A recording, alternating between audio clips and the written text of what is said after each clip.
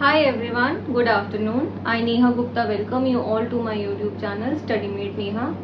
तो फ्रेंड्स, आज की जो हमारी इंडियन पॉलिटी की क्लास 41 रहने वाली है,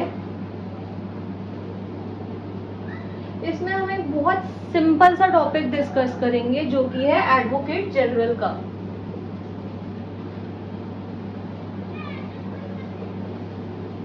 आज हम एडवोकेट जनरल के बारे में पढ़ेंगे कि ये कौन सी पोस्ट होती है, इसका काम क्या होता है। हमने अक्सर ऐसे दो पोस्ट के नाम सुने हुए, एडवोकेट जनरल और अटॉर्नी जनरल, तो हमें अक्सर करके उनका मतलब नहीं पता होता है कि क्या मतलब होता है उनका। तो जो आज की क्लास 41 रहने वाली है उसमें हम एडवोकेट जनरल की बात करेंगे, एंड जो हमारी क्लास 42 रहने वाली है उसमें हम अटॉर्नी जनरल के बारे में बात करेंगे। मोर ओवर, जैसे जो अभी तक की हमारी क्लासेस चल रही थी वो एक सीरियल ऑर्डर में चल रही थी। हमने article 1 to article 51 serial order में ही डिस्कस करा है, but due to some personal reasons जो ये 2 दिन की क्लासेस है ये मैं थोड़ी शॉर्ट रखने वाली हूँ, एंड इनमें मैं आपको ये दोनों टॉपिक्स पहले पढ़ा दूंगी। इसके बाद हम प्रेसिडेंट के टॉपिक को पढ़ेंगे जिससे हमारा आर्टिकल का सीरियल ऑर्डर फिर से वही शुरू हो जाए। तो जब हम बात करते हैं एडवोकेट जनरल की, तो हम ये देखते हैं कि जो कॉन्स्टिट्यूशन का आर्टिकल 165 है उसमें इसके ऑफिस की बात करी गई है। किसके ऑफिस की बात करी गई है? एडवोकेट जनरल की। एंड मोर ओवर उसकी क्या उपाधि होती है, उसकी क्या डेजिग्नेशन होती है कि ही और she is the first law officer of the state. ये मायने रखना जरूरी है, ये ध्यान देना जरूरी है कि वो स्टेट का सबसे पहला एंड सुप्रीम लॉ ऑफिसर होता है। बात करते हैं उसकी टर्म की, तो जो एडवोकेट जनरल होता है उसकी कोई भी एक फिक्स्ड टर्म नहीं होती है। वो अपने ऑफिस को तब तक एंजॉय कर सकता है, अपनी पोस्ट पर तब तक रह सकता है जब तक काउंसिल ऑफ जो स्टेट काउंसिल ऑफ मिनिस्टर्स है उनकी मर्जी रहे, या फिर वो चेंज नहीं होती है, या फिर वो खुद से रिजाइन नहीं करता, या फिर जो गवर्नर है वो उसे नहीं हटाता। इसी के साथ हम ये देखते हैं कि उसको चूज कौन करता है, उसको इलेक्ट कौन करता है। Is selected by the governor of the state.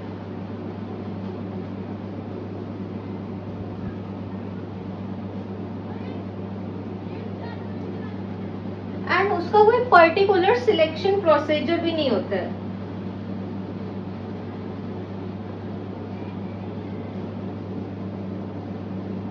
उसका कोई पर्टिकुलर सिलेक्शन प्रोसीजर नहीं होता, ना उसकी टर्म्स होती। हाँ, एलिजिबिलिटी क्राइटेरिया ये होता है कि ही और she must be a citizen of India, and उसके पास कुछ 10 साल का एक्सपीरियंस होना चाहिए एज एन एडवोकेट, जैसे जो किसी भी हाई कोर्ट में काम कर रहा हो।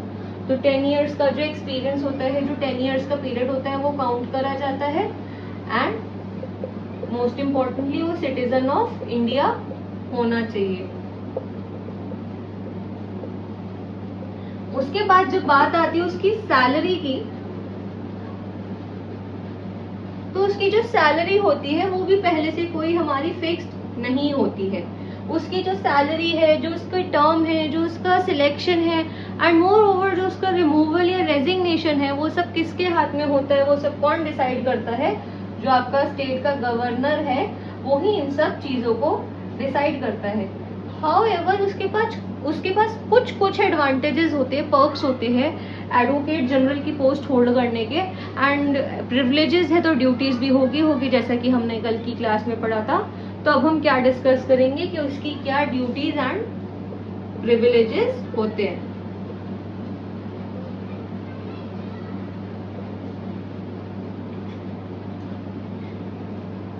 जब हम ड्यूटीज की बात करते हैं, सबसे पहले हम ड्यूटीज की बात कर लेते हैं। तो हम ये देखते हैं कि जब भी हमें कोई लीगल एडवाइस चाहिए होती है तो हम किसी लॉयर को हायर करते हैं, कोई हम वकील वगैरह देखते हैं। ये तो हमारे कॉमन पीपल की बात होगी ना, हम आम आदमियों की बात हो गई। बट कल को कोई स्टेट को कोई इशू हो जाता है, कोई स्टेट गवर्नमेंट है, कोई ऐसा लीगल इशू अराइज हो जाता है and they need a kind of legal advice. तो जो आपका एडवोकेट जनरल होता है उसका काम क्या होता है? To give legal advice.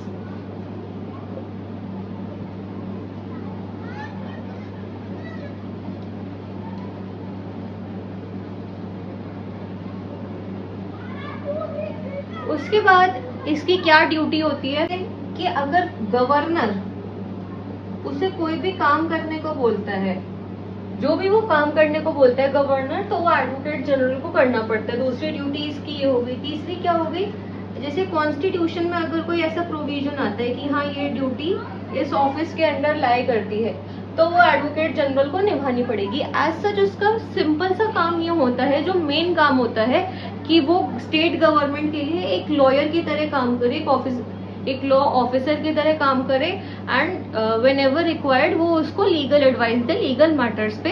बाकी तो यही है कि अगर कॉन्स्टिट्यूशन ने कोई ऐसा प्रोविजन बना दिया या फिर गवर्नर ने उसे कुछ काम करने को बोला है, तो उसको वही काम करना होता है।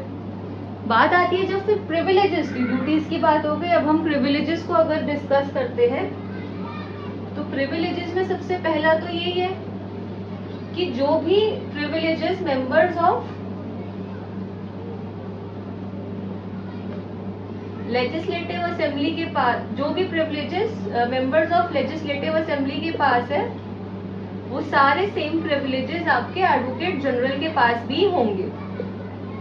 दूसरा है कि he has right to audience in court, in any court. अगर उसका मन कर रहा है तो वो किसी भी कोर्ट में एज एन ऑडियंस बनकर बैठ सकता है, वो उस पूरे केस की प्रोसीडिंग को देख सकता है। दूसरा ये है कि कोई भी ईदर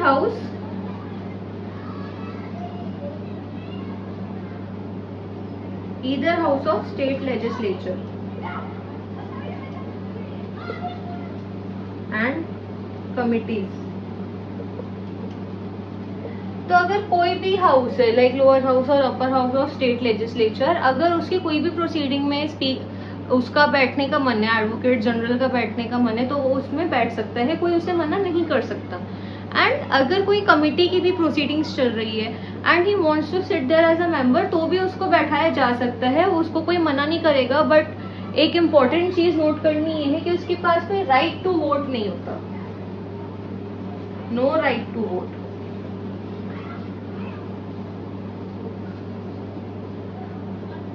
तो यही था आपका एडवोकेट जनरल का टॉपिक। एडवोकेट जनरल का टॉपिक में हमने ये डिस्कस करा कि वो पहला लॉ ऑफिसर होता है स्टेट का, एंड जो article 165 of the Indian constitution है वो इसके ऑफिस के बारे में बात करता है। फिर हमने देखा कि वो कैसे सिलेक्ट करा जाता है, उसकी टर्म क्या है, टेन्योर क्या है, वो कैसे रिजाइन कर सकता है, उसकी ड्यूटीज एंड प्रिविलेजेस क्या है।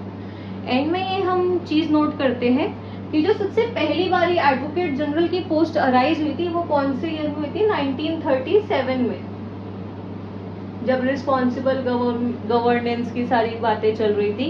एंड उस टाइम के आसपास इंडिया आजाद होने ही वाला था, मतलब ऑब्वियसली थोड़ा इससे तो दूर ही था, बट शुरुआत तो हो गई थी। जब आपका गवर्नमेंट ऑफ इंडिया एक्ट था 1935 का, उसके अंडर ये आपकी एक पोस्ट बनाई गई थी उस टाइम पे। तो फ्रेंड्स, आई होप कि आपको ये सारा समझ आ गया हो जो भी अभी हमने क्लास में पढ़ा है। ये बहुत छोटा एंड सिंपल टॉपिक था, बट स्टिल कई लोगों को इसके बारे में नहीं पता होता। एंड आपको अगर कंटेंट एंड वीडियो अच्छी लग रही है, रेलिवेंट लग रही है, तो आप प्लीज़ इसे लाइक और शेयर ज़रूर करें एंड चैनल को भी सब्सक्राइब करें। एंड साथ ही साथ अगर आपके पास किसी भी तरीके की कोई क्वेरी या सजेशन है, तो वो भी आप मुझे कमेंट सेक्शन में लिखकर ज़रूर बता सकते हैं। Thank you so much.